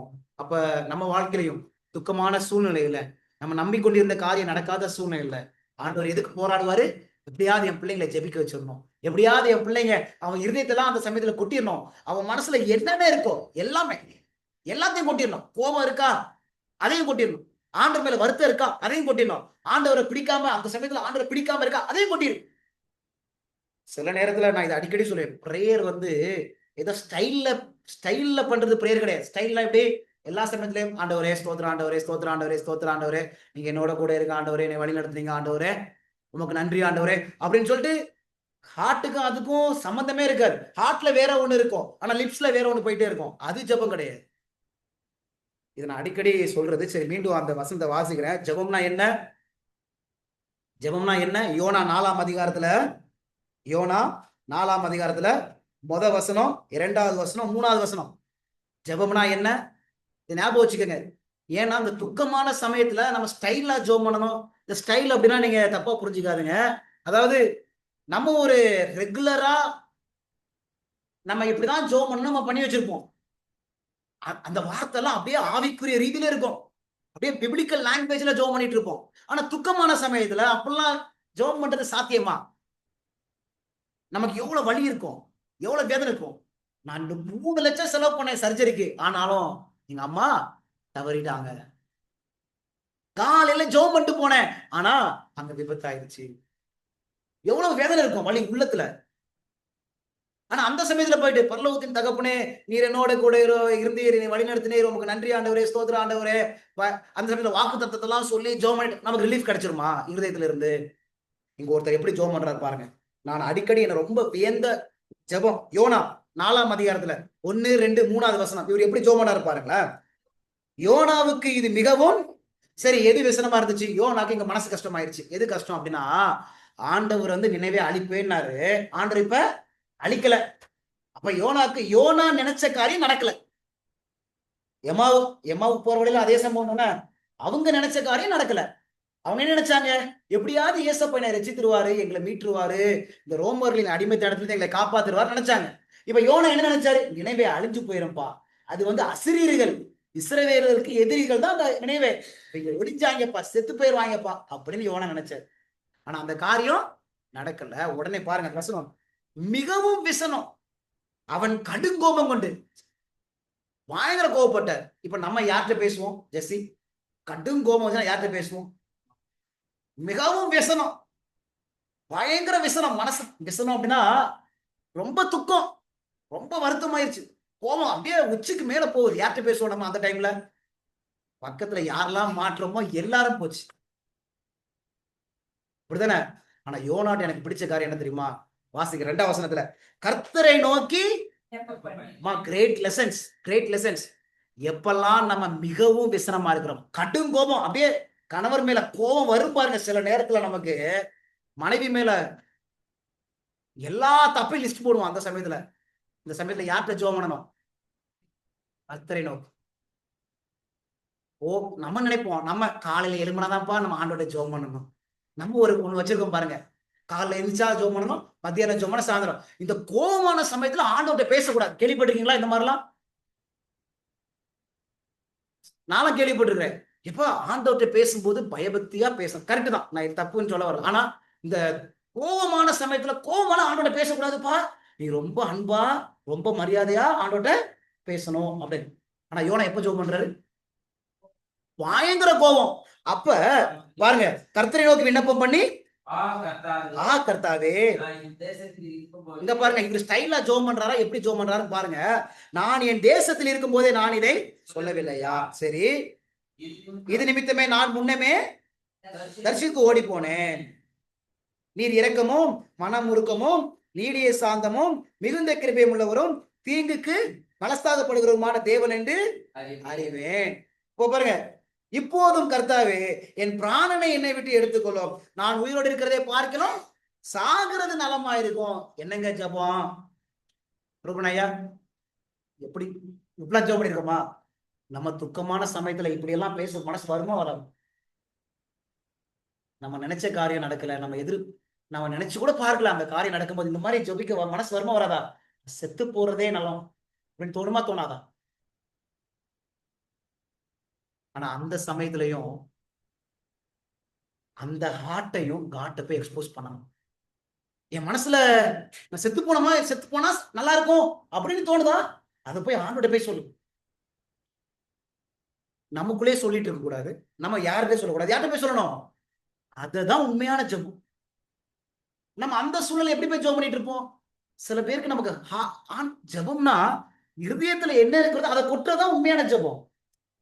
பரலோகத்தின் தகப்பன் அந்த சராசரத்தையே தாங்குறவரு என் மனசை தாங்க மாட்டாரா அவரு? அதை எப்படி ஜெபம் பண்றாரு பாருங்க. நான் உனக்கு சொல்லலையாப்பா, நீ ரொம்ப இரக்கம் உள்ளவரு, ரொம்ப சாந்தம் உள்ளவரு, தீங்குக்கு மனஸ்தாபம் உங்களுக்கு நான் சொல்லலையா? அதனாலதான் நான் அப்பவே சொன்னேன், நான் தரிசிக்க போக மாட்டேன்னு உங்களுக்கு அப்பவே சொல்லி தானே போய் நான் போய் கப்பல்ல போய் ஒளிஞ்சு போய் தூங்கினேன். நீர் என்ன திருப்பி மீனெல்லாம் கொண்டு வந்து கக்க வச்சு இப்படி எல்லாம் பண்ணி நான் செத்து போறதே நலம் அப்படின்னு. சரி, இந்த ஜெபம் நல்ல ஜெபமா கெட்ட ஜெபமா? 4th வசனம் பாருங்க. இதுக்கு காட் ஆன்சர் பண்ணாரா இல்லையா? verse 4ல அதற்கு கர்த்தர், verse 4, அதற்கு கர்த்தர் நீ எரிச்சலா இருக்கிறது. ஆண்டவர் யோனாவை திட்டவே இல்லை. என்னடா நீ இப்படிலாம் நீ ஜெபம் பண்ற? நான் ஒரு வல்லமை உள்ள தேவன், நான் ஒரு சிருஷ்டிகர், என்கிட்ட எவ்வளவு மரியாதையா பேசணும், நீ என்ன இப்படிலாம் பேசு அப்படிலாம் ஆண்டவர் கேட்கவே இல்லை. என்ன சொன்னாரு ஜெரட்? காட் என்ன கேட்டாங்களா? ஏன்பா நீ எரிச்சலா இருக்கிற, அது உனக்கு நல்லதா? சும்மா சில நேரம் சொல்லுவோம்ல, ஏன் ரொம்ப கோவப்படுற, உனக்கு பிபி எல்லாம் கொஞ்சம் ஜாஸ்தி ஆயிரும், ஏன் ரொம்ப எரிச்சலாகிற, வயிறுல உனக்கு புண்ணு அல்சர் வந்துடும். அது மாதிரி ஆண்டவர் கேட்கிறாரு, எப்பா ஏன்பா எரிச்சலா இருக்காது, உனக்கு நல்லதா அப்படின்னு கேட்கிறாரு. அதுக்கப்புறம் நீங்க பின்னாடி படிச்சு பாத்தீங்க அப்படின்னா அங்க ஒரு செடியை கொண்டு வந்து அதுக்கு யோனாவுடைய கோபத்தை தணிக்கிறதுக்கு ஆண்டவர் அங்க ஒரு பாடத்தை அங்க கற்றுக் கொடுப்பாரு. நான் என்ன நம்ம படிக்க வர்றோம்? துக்கத்துல, தயவு செய்து சொல்றேன், துக்கத்துல இந்த ஸ்டைல் மாதிரி ஜெபம் பண்றது, அப்படியே பரமண்டல ஜெபத்தை அப்படியே திருப்பி திருப்பி சொல்றது, அப்படியே பரமண்டல ஜெபத்தை மாதிரியே மாதிரியே அதை ஒரு மாடலை வச்சு ஜெபம் பண்ணா அந்த ஜெபத்தை ஆண்டவர் எதிர்பார்க்கல. எப்படி காடு தூண்டுவார் அப்படின்னா, உன் மனசுல என்ன இருக்கு என்கிட்ட வந்து கொட்டு, நான் தாங்கிறதுக்கு ரெடியா இருக்கு. ஆனா அம்மா அப்பாவோட தாங்க முடியாது, பிள்ளைங்களால தாங்க முடியாது. இப்ப ஜெசி கோவம் வந்துட்டு அம்மா அப்பா மேல கொட்டினா அவங்களால தாங்க முடியாது, வருத்தமா தான் இருக்கும், அழுகதான் வரும். அம்மா அப்பாவுக்கு கோபம் அதிகமா இருப்பா, பிள்ளைங்கள்ட்ட கூட்ட முடியாது, பிள்ளைங்களால அதை தாங்க முடியாது. ஆனா யார் தாங்க முடியும்? என் பாவத்தை சுமந்த தேவனால என் கோபத்துல நான் என்னென்ன பேசணும் அதையும் அவரால தாங்க முடியும். அவர் தாங்கி அப்படியே ஏன்டா இப்படி பேசுறதெல்லாம் கேட்க மாட்டாரு. அந்த சமயத்துல என் எரிச்சலை தணிக்கக்கூடிய, எப்படியாவது என் துக்கத்தை தணிக்கக்கூடிய பாடத்தை அவர் என்ன செய்வாரு? கற்றுக் கொடுப்பாரு. எவ்வளவு அன்புள்ள தகப்பன் நமக்கு இருக்கிறாங்க, இப்படிதானே? அவர் நல்லா தெரியும் என் பிள்ளைங்க இந்த துக்கத்தெல்லாம் தாங்கவே முடியாது, அவர் நல்லா தெரியும் இந்த வேதனையெல்லாம் அவங்களால தாங்கவே முடியாது, நல்லா தெரியும். அதனாலதான் காடு கேட்கிறாங்க, கொட்டிரு. அதனால திருப்பி 2 முறை கேட்டார், என்னப்பா பேசிட்டு வர்றீங்க, எவைகள்ப்பா? 2 முறை கேட்டார், கொட்டிரு அப்படின்னு சொல்லி ஆண்டவர் என்ன செய்யறாங்க? கேட்கிறாங்க. அப்ப 2வது பாயிண்ட் நம்பர் 2, என்னை ஜெபிப்பதற்கு ஆண்டவர் என்ன செய்யறாரு? தூண்டுறாரு. சரிங்களா? ஜெபிப்பதற்காக ஆண்டவர் தூண்டுறாருன்னு பார்த்தோம். 3வது பாயிண்ட் நம்பர் 3, லூக்கா 24ஆம் அதிகாரத்துல, பாயிண்ட் நம்பர் 3, லூக்கா 24ஆம் அதிகாரத்துல 25ல இருந்து படிக்கலாம், 25ல இருந்து 27வது வசனம் வரைக்கும் படிக்கலாம். பாயிண்ட் நம்பர் 3, அப்பொழுது அவர் அவர்களை நோக்கி தீர்க்கதரிசிகள் சொன்ன யாவையும் விசுவாசிக்கிறதுக்கு புத்தி இல்லாத மந்த இருதயம் உள்ளவர்களே, கிறிஸ்து விதமாக பாடுபடவும் தமது மகிமையில் பிரவேசிக்கவும் வேண்டியதில்லையா என்று சொல்லி மோசே முதலிய சகல தீர்க்கதரிசிகளும் வேத வாக்கியங்கள் எல்லாவற்றிலும் தம்மை குறித்து சொல்லியவைகளை அவர்களுக்கு விவரித்து, நல்லா ஞாபகம் வச்சுக்கோங்க, இவங்க சூழ்நிலை எப்படி இருந்துச்சு? துக்கமுகமா இருக்கிறாங்க, நம்பி இருந்த காரியம் நடக்கல. இந்த சமயத்துல ஆண்டவர் என்ன செய்யறாங்க? ஐயா என்ன செய்யறாராம்? எப்பா 27 மோசே முதலிய சகல தீர்க்கதரிசிகளும் எழுதின வேத வாக்கியங்கள் எல்லாவற்றிலும் தம்மை குறித்து சொல்லியவைகளை அவர்களுக்கு விவரித்து காண்பித்தார். பாயிண்ட் நம்பர் 3, துக்கமான சமயத்துல என்ன செஞ்சார் ஆண்டவர்? அவங்கள பைபிள படிக்க வச்சார். என்ன படிக்க வச்சாரு? பைபிள படிக்க வச்சார். வேத வாக்கியங்களை படிக்கிறதுக்கு அவங்கள வச்சார். மோசே முதலிய சகல தீர்க்கதரிசிகளும் எழுதின வேத வாக்கியங்கள் எல்லாவற்றிலையும் படிக்க வச்சார். சரி, யாரை குறித்து படிக்க வச்சாரு? அந்த வசனத்துல யாரை குறித்து படிக்க வச்சாரு? தம்மை குறித்து சொல்லியவைகளை. நல்லா நல்லா பாருங்க. ஒண்ணு பைபிள படிக்க வச்சாரு, இன்னொன்னு யாரை குறித்து படிக்க வச்சாரு? ஏசப்பா குறித்து. இப்ப ஏசப்பா குறித்து என்ன படிக்க வச்சாரு? இப்ப ஏசப்பா குறித்து அநேக காரியங்கள் இருக்கலாமா? ஏசப்பா குறித்து என்ன படிக்க வச்சாரு? 26ஆம் வசனம், கிறிஸ்து இவ்விதமாக பாடுபடவும் தமது மகிமையில் பிரவேசிக்கவும். யோசிச்சு பாருங்க, கிறிஸ்து இவ்விதமாக பாடுபடவும். அப்ப எதை எதை அங்க காண்பிச்சாரு? பைபிள படிக்க வச்சாரு. பைபிள யாரை குறித்து படிக்க வச்சாரு? ஏசப்பா குறித்து படிக்க வச்சாரு. ஏசப்பா குறித்து எதை படிக்க வச்சாரு? அவருடைய பாடுகளை குறித்து படிக்க வச்சாரு. பாயிண்ட் நம்பர் 3, என்னுடைய துக்கத்துல நான் இயேசுவின் துக்கத்தை படிக்கணும். என்னுடைய பாடுகள்ல நான் இயேசுவின் பாடுகளை படிக்கணும். எதுல படிக்கணும்? வேத வாக்கியங்கள்ல படிக்கணும். That is the point number 3. பைபிள்ல என் இயேசுவானவர் எனக்காக எவ்வளவு பாடுபட்டாரு, என் இயேசப்பா எனக்காக எவ்வளவு துக்கத்தை சுமந்தாரு, எவ்வளவு வேதனைகளை சுமந்தாரு என்று சொல்லிட்டு பைபிளை திறந்து நான் அவருடைய துக்கத்தை புரிஞ்சுக்க முடியுதுங்களா? பாருங்களேன், பவுல் ஒரு இடத்துல ரொம்ப அழகா சொல்வார். பவுல்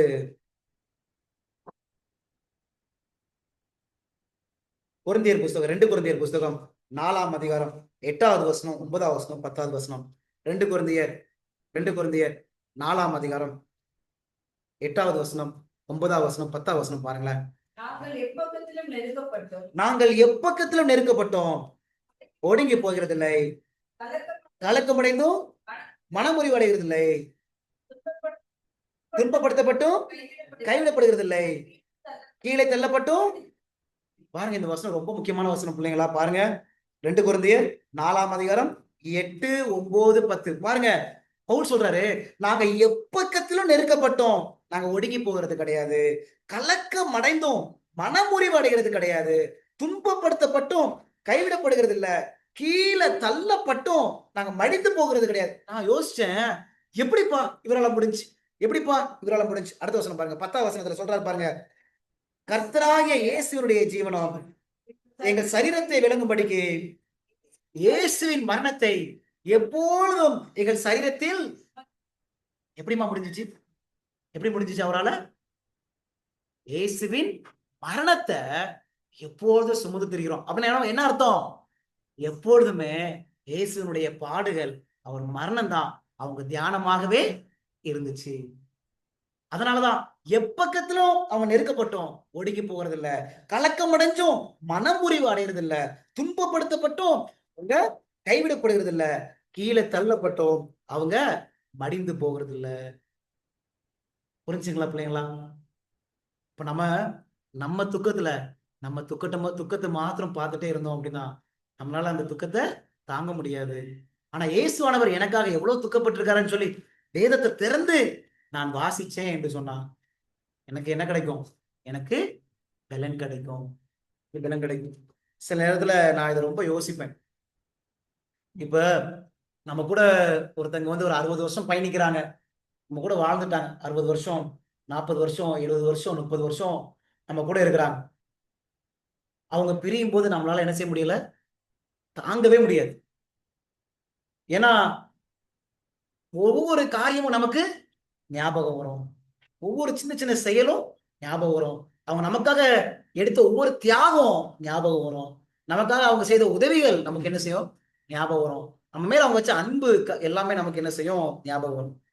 கொஞ்சம் யோசிச்சு பாருங்க, நம்ம 60 வருஷம் 70 வருஷம் நினைக்கிறோமே, ஏசப்பாவும் பிதாவும் நித்தியமா ஒன்னா இருந்தாங்க. நித்தியமா ஒன்னா இருந்தவங்க நம்முடைய பாவத்தை இயேசுவானவர் சுமந்ததுனால ஏசப்பா என்ன சொன்னாரு? என் தேவனே தேவனே ஏன் என்னை கைவிட்டீர். அப்ப அங்க ஒரு செப்பரேஷன் இருந்துச்சா இல்லையா? அப்ப அது எவ்வளவு வேதனை கொடுத்திருக்கும் ரெண்டு பேருக்கும். இயேசுவானவர் வந்து அந்த சரீர பிரகாரமான அந்த ஊண்டு கூட அந்த அளவுக்கு அது காயத்தை கொடுக்கல. எதுமா ரொம்ப காயத்தை வழி ஏசப்பா கொடுத்துச்சு. பிதாவானவர் இயேசுவோட கூட பிரிஞ்சாங்கல்ல, அதுதான் அதிக வேதனையை கொடுத்துச்சு. ஏன்னா எல்லா முறையும் ஏசப்பா சொல்லுவார், நானும் என் பிதாவும் ஒன்றா இருக்கிறோம், நாங்க என் பிதா என்னை விட்டு போகவே மாட்டாரு அப்படின்னு ஏசப்பா எல்லா முறையும் சொல்லுவாங்க.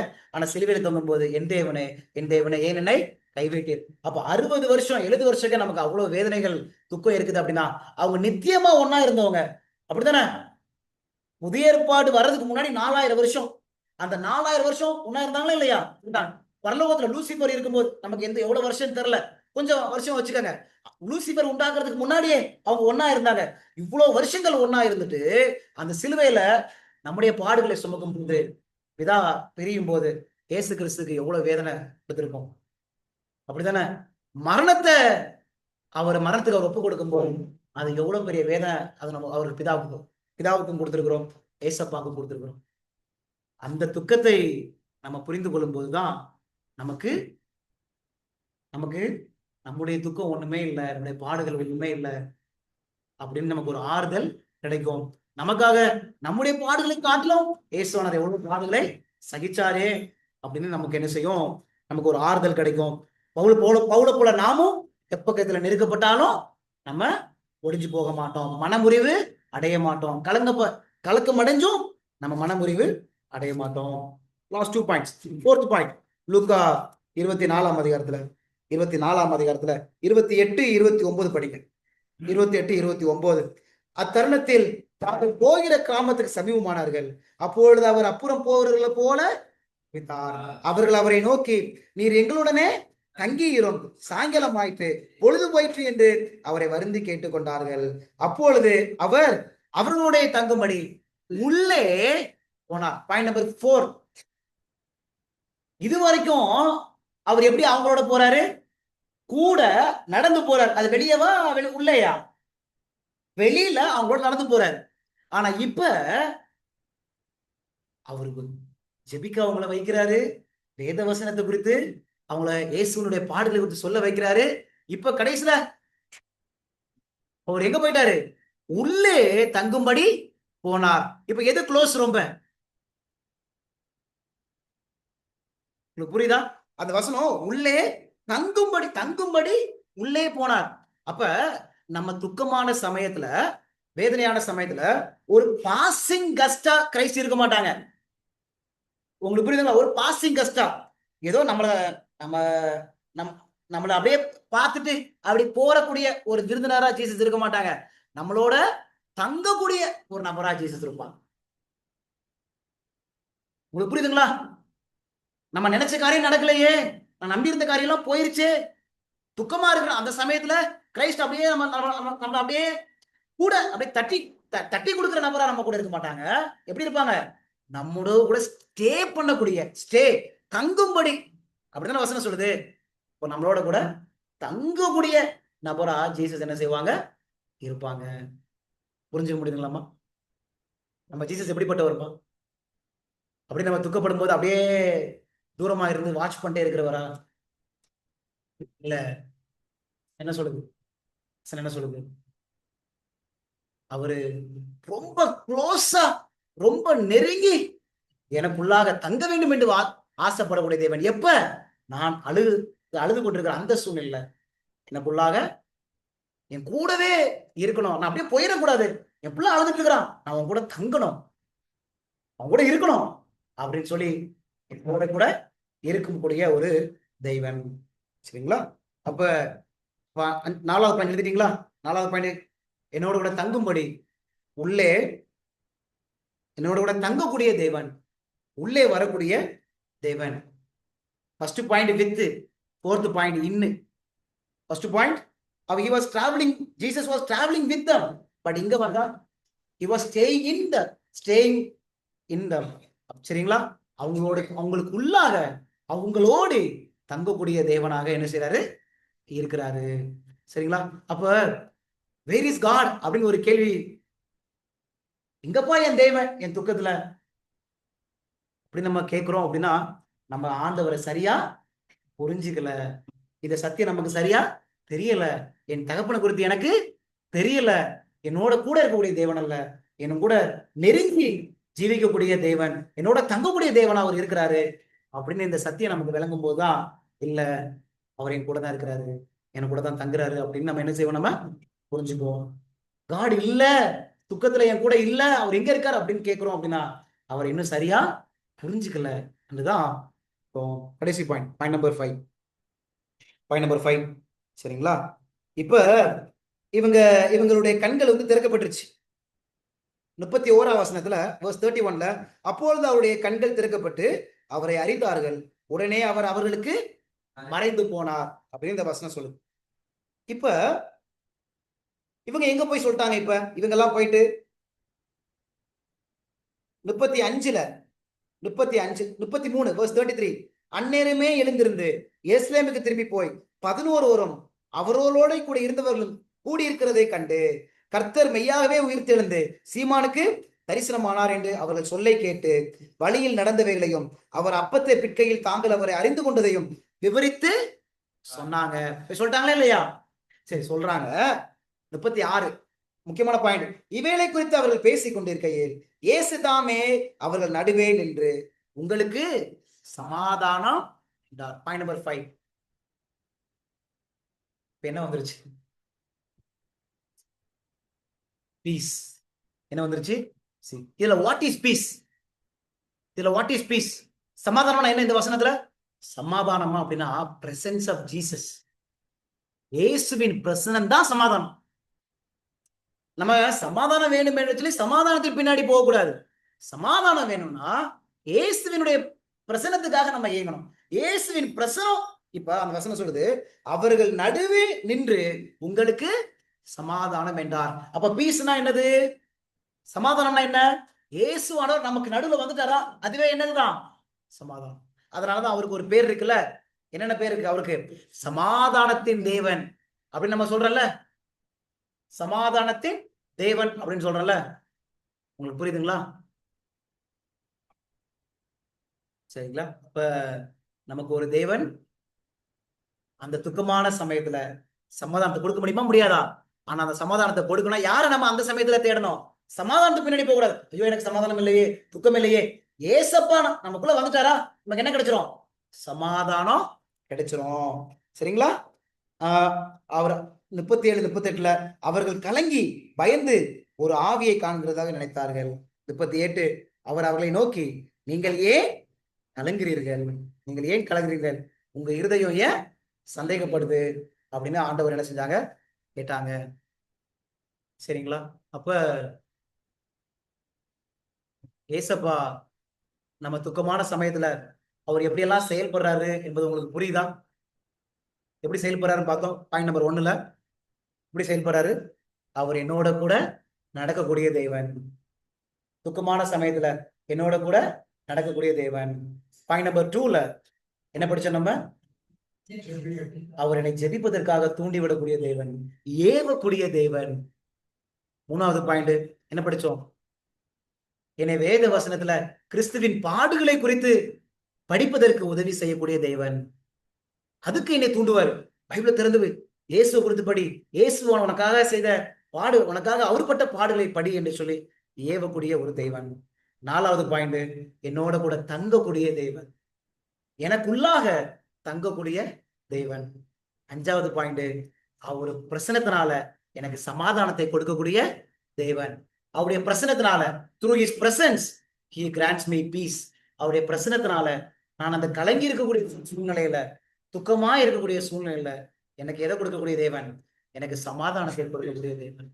நிச்சயமா அந்த சமயத்துல நான் நம்பி இருந்த காரியம் நடக்கலையே அப்படின்னு இருக்கக்கூடிய சமயத்துல நமக்கு நிச்சயமா சமாதானம் நம்மளால தயாரிக்க முடியுமா? அந்த சமயத்துல துக்கத்தை தான் நம்ம தயாரிக்க முடியும், கண்ணீர் தான் தயாரிக்க முடியும், சமாதானத்தை தயாரிக்க முடியாது. ஆனா துக்கத்தின் சமயத்திலையும் வேதனையான சமயத்திலையும் நமக்கு சமாதானத்தை கொடுக்க அவரால முடியும். ஒரு பெரிய இன்ஃபினிட்லி ஒரு எக்ஸ்ட்ரீமா நமக்கு இருக்கலாம். ஐயோ இவ்வளவு பெரிய துக்கம் வந்துருச்சே, எனக்கு எப்படி நான் சமாதானத்தை பெறுவது? ஆனா அந்த சமயத்துல கர்த்தருடைய பிரசன்னத்துக்காக மாத்திரம் நம்ம இயங்கணும் அப்படின்னா தேவன் நிச்சயமாக சமாதானத்தை கொடுக்க முடியும். கடைசியா எனக்கு பிடிச்ச ஒரு வசனம், எப்பவுமே இந்த வசனத்தை ஞாபகத்துல வச்சுக்கோங்க. ரோமர் 8ஆம் அதிகாரத்துல பவுல் வந்து சொல்வார். ரோமர் 8ஆம் அதிகாரத்துல கிறிஸ்துவின் அன்பை விட்டு நம்மை பிரிப்பவன் யார்? ரோமர் 8ஆம் அதிகாரம் 36ல இருந்து படிக்கலாம். கிறிஸ்துவின் அன்பை விட்டு நம்மை பிரிப்பவன் யார்? உபத்திரவமோ, வியாகுலமோ, துன்பமோ, பசியோ, நிர்வாணமோ, ஆசு மோசமோ, பட்டயமோ, இவை எல்லாவற்றிலையும் நாம் நம்மில் அன்பு கூறுகிறவர்களாலே முற்றும். எவ்வளவு அழகா இருக்கு பாத்தீங்களா? எதெல்லாம்? உபத்திரவமோ, வியாகுலமோ, துன்பமோ, பசியோ, நிர்வாணமோ, இவை எல்லாவற்றிலும் நம்ம எப்படி ஜெயிக்கிறோமா? நாம் நம்மில் அன்பு கூறுகிறவராலே முற்றும் ஜெயம் கொடுக்கிறா இருக்கிறோம். அப்ப நம்ம இந்த துக்கத்தெல்லாம் நம்மளால ஜெயிக்க முடியுமா? அவர் சொல்றாரு, நம்ம மேல அன்பு வச்சிருக்கிறவரால மட்டும்தான் முற்றும் ஜெயம் கொள்ள முடியும். அப்ப எப்படி பாவத்தை நம்மளால ஜெயிக்க முடியாதோ அதே போல இந்த உபத்திரம் வரும்போது இந்த துக்கத்தையும் அழுகையும் வேதனையும் நம்மளால ஜெயிக்க முடியாது. நம்ம மேல அன்பு வச்சிருக்கிறவரால மாத்திரம் தான் நமக்கு அந்த சமயத்திலையும் முற்றிலும் ஜெயத்தை கொடுக்க முடியும். 38 பாருங்க. மரணமானாலும், ஜீவனானாலும், தேவதூதர்களானாலும், அதிகாரங்களானாலும், வல்லமைகளானாலும், நிகழ்காரியங்களானாலும், வருங்காரியங்களானாலும், உயர்வானாலும், தாழ்வானாலும், வேற எந்த சிருஷ்டியானாலும் நம்முடைய கர்த்தராகிய கிறிஸ்து இயேசுவில் உள்ள தேவனுடைய அன்பை விட்டு நம்மை பிரிக்க மாட்டாதென்று நிச்சயித்திருக்கிறேன். ஒருவேளை மரணம், ஒருவேளை ஜீவன் பிரிச்சிருக்கலாம், உயர்வு, தாழ்வு. ஆனா பவுல் சொல்றாரு, நம்முடைய கர்த்தரா இயேசு கிறிஸ்து தேவனுடைய அன்பை விட்டு நம்மை பிரிக்க மாட்டாது என்று நான் என்ன செஞ்சிருக்கிறேன்? நிச்சயித்திருக்கிறேன். நம்மளை பிரிக்குதான் இன்னைக்கு? யோசிச்சு பார்ப்போம். சரிங்களா? அப்ப நம்முடைய தேவன் என் துக்கத்திலையும் என் துயரத்திலையும் அவர் என்னை மிகவும் நேசிக்கக்கூடியவர். என்னை பிரியவே மாட்டாரு. என் கூட பயணிக்கிற தேவன், என் கூட நடக்கக்கூடிய தேவன், என் கூட தங்கக்கூடிய தேவன். இந்த புரிதல், இந்த அண்டர்ஸ்டாண்டிங் நமக்கு வந்தாலே போதும். துக்கத்துல அவருடைய பலத்தினால நம்ம என்ன செய்ய முடியும்? முற்றிலும் ஜெயம் கொடுக்கிறவர்களாக நம்ம மாற முடியும். புரிஞ்சு முடிச்சுங்களா? இந்த அண்டர்ஸ்டாண்டிங் நமக்கு இல்ல. என் துக்கத்துல என் தேவன் என்ன செய்யறாரு, எங்க இருக்கிறாரு, என்ன செய்யறாரு, அவர் என்னதான் எதிர்பார்க்கிறாரு, அவர் என் கூட இருப்பாரா இல்லையா, இந்த புரிதல் இல்லை அப்படின்னா நம்மளாம் துக்கத்துல நினைச்சுக்கிறோம், நம்மளாம் தோத்து போயிடும். ஆனா என் தேவன் என் கூட தான் இருக்கிறாரு. அது அந்த ஒரு இந்த வசனத்துல இருந்து அந்த ஒரு பாயிண்ட எடுத்தாலே நமக்கு அங்க ஸ்ட்ரென்த் கிடைச்சு. என் கூட தான் தங்குறாரு, என் கூட தான் இருப்பாரு, நான் நைட்ல அழுதுட்டு இருக்கிறேன், என் கூட தான் இருக்கிறாரு. அந்த ஒரு வசனம் அப்படி பிடிச்சாலே நமக்கு சமாதானம். புரிஞ்சு முடியுங்களா? சோ இன் மை பெயின், எப்படி என்னுடைய வழியில என் பெற்றோர் என் கூட தான் இருப்பாங்களோ அதே போல வழியிலையும் வேதனையிலையும் என் தகப்பன் என்னோட கூட தான் இருப்பாரு. சரிங்களா? ஜெபம் பண்ணலாமா? எங்கள் அன்பின் தகப்பனே, அப்பா, இந்த நாளில நீங்க எவ்வளவு அன்புள்ளவங்க. எங்க வாழ்க்கையில இவ்வளவு துன்பங்கள், வியாகுலங்கள், கஷ்டங்கள், எவ்வளவு பாடுகள் எங்க வாழ்க்கையில பட்டாலும் அப்பா, நீங்க எங்களோட கூட கூடிய தேவன், எங்களை விட்டு ஓடக்கூடிய தேவன் அல்ல ஆண்டவரே. கூலிக்காரன் ஆண்டவரே, நாங்கள் துன்பப்படும் பொழுது அவன் ஓடி போயிருவான். கூலியால் அந்த ஆடுகளுக்கு ஒரு ஆபத்து வரும் பொழுது அவன் விட்டுட்டு போயிடுவான். ஆனா நல்ல மேய்ப்பன் ஜீவனையே கொடுக்கிறவரு ஆண்டவரே. ஓநாய்கள் வரும்பொழுது அந்த கூலிக்காரன் விட்டுட்டு போயிடுவான். ஆனா நீங்க எங்களுக்காக ஜீவனையே கொடுக்கிறவராக நீங்க இருக்கிறீங்கப்பா. நீங்க நல்ல மேய்ப்பன்பா. உங்களை நான் புரிஞ்சுக்கிறதுக்கு எங்களுக்கு நீங்க உதவி செய்யுங்க. எங்களுக்கு ஆபத்து வரும்போது, எங்களுக்கு நாங்க துன்பங்களை சந்திக்கும் போது நீங்க எங்களை விட்டு ஓடக்கூடியவரெல்லாம் இல்லப்பா. நாங்க ஆபத்து வரும்போது நீங்க எங்களோட கூட எப்படியாவது அந்த ஓநாயினுடைய வாயில இருந்தோம், அந்த சிங்கத்தின் வாயில இருந்தோம், கரடிலிருந்து வாயில இருந்தோம் எங்களை தப்பிப்பதற்காக ஆண்டவரே ஜீவனையே கொடுக்கக்கூடிய தெய்வம்பா நீங்க.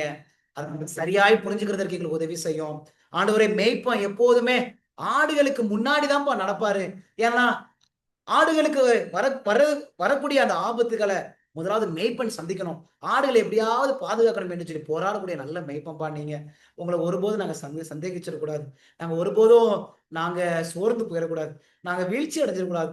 எங்கள் தகப்பனே ஆண்டவரே, நீங்க நல்ல மேய்ப்பன் என்பதை உணர்ந்து எங்களுடைய பலவீனத்திலையும் நீங்க கூட தான் இருக்கீங்க என்று சொல்லி நாங்க உங்களோட கூட நெருங்கி வர கர்த்தர் எங்களுக்கு உதவி செய்யும் ஆண்டவரே. இந்த நேரத்திலே கூட எங்களையே உங்களுடைய சமூகத்துல அர்ப்பணிக்கிறோம் ஆண்டவரே, அருமையான மனைவி இழந்த குடும்பம், ஆண்டவரே, அநேக நண்பர்களை இழந்த குடும்பம், ஒவ்வொரு குடும்பத்தையும் உங்க பாதத்துல அர்ப்பணிக்கிறோம். எங்கள் தகப்பன் அவர்களுக்கு ஆறுதலை, சமாதானத்தை கொடுங்க. நீங்க நல்ல மெய்ப்பண்பா, இந்த துக்கமான சமயத்திலையும் நீங்க அவங்களுக்கு ஆறுதலை கொடுக்க முடியும், சமாதானத்தை கொடுக்க முடியும் என்று சொல்லி அவங்க முழுசா நம்புவதற்கு கர்த்தர் அவங்களுக்கு உதவி செய்ய வேண்டுமாய் நாங்கள் செபிக்கிறோம். ஆண்டவரே, இந்த வசனங்களை அவங்க இருதயத்திலே நீங்க கொண்டு போங்க. அதை நீங்க கூட்டி சேர்க்கவே, இந்த வசனத்தை அவங்க இருதயத்துல நீங்க பதிக்க வேண்டுமாய் நாங்கள் செபிக்கிறோம்ப்பா. ஆண்டவரே, இந்த சத்தியத்தை நாங்க ஒருபோதும் மறந்து போயிடக்கூடாது. எல்லாருடைய வாழ்க்கையிலையும் துக்கங்கள் இருக்குது, மரண துக்கங்கள் இருக்குது. ஆண்டவரே, இந்த இந்த வசனத்தை நாங்கள் உறுதியாய் பிடித்துக் கொண்டு என் தேவன் எங்களோட தான் இருப்பார் என்று சொல்லி நாங்க விசுவாசத்தோடு நாங்கள் முன்னேறி செல்ல கர்த்தர் எங்களுக்கு நீங்க உதவி செய்யுங்க. எல்லாவற்றையும் உங்க பாதத்துல அர்ப்பணிக்கிறோம். இந்த சத்தியத்தை நாங்கள் தொடர்ந்து படிக்கிறதுக்கு உதவி செய்யுங்க. இந்த கூட்டத்துல கலந்து கொண்ட ஒவ்வொரு பிள்ளைகளையும் இந்த வசனத்தை கொண்டு சமாதானத்தை கர்த்தர் கொடுக்க வேண்டுமாய் நாங்கள் செபிக்கிறோம். இந்த இரவு முழுவதும் உங்க பிரசனம் எங்களோட கூட தங்கி தாபரிக்கட்டும். தொடர்ந்து அடுத்த வாரமும் நாங்க தவறாம வந்து கலந்து கொள்ள கர்த்தர் எங்களுக்கு உதவி செய்ய வேண்டுமாய் இயேசுவின் வழியாய் நாங்கள் செபிக்கிறோம் நல்ல பிதாவே, ஆமென். என் ஆத்துமாவே கர்த்தரை ஸ்தோத்திரி, என் முழு உலகமே அவருடைய பரிசுத்த நாமத்தை ஸ்தோத்திரி. என் ஆத்துமாவே கர்த்தரை ஸ்தோத்திரி, அவர் செய்த சகல உபகாரங்களையும்